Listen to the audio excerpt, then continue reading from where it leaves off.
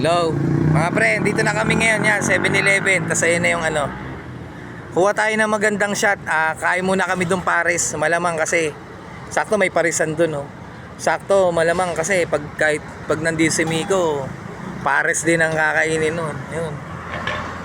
Sarap ng pares dito, parang ano, parang crispy. Ayan, oh. Ang ganda ng ano ngayon, pre, ng mayon. Talagang pinagbigyan si Miko. Talagang kita. Sinabi rin ng mga tao dito na talagang ngayon lang din nagpakita sa linggong to si Magayon. Lupit. Tawid muna ako doon, kain muna ako.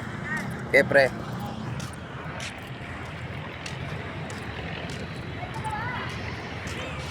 Tourist muna tayo ngayon, pre. Kain muna kami, tas lapag na namin yung pitik ni Miko. Ayun, ang ganda, oh, pre, oh.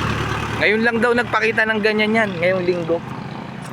Dahil bago magbagyo, wala na daw talaga yan, di na nakikita. Ganda. O kita yung mga talagang pinag-anuhan ng ano niya, oh.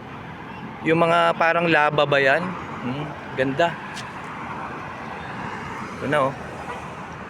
Diba? 7-Eleven, drawing niya. Sayang nga ni Papa, nagbibiro si Papa na ano, ang dami naman daw na pwedeng 7-Eleven ay drawing ni Miko, bakit pa sa Bicol? Okay, kain muna kami, si Dandan, oh. Makain na doon.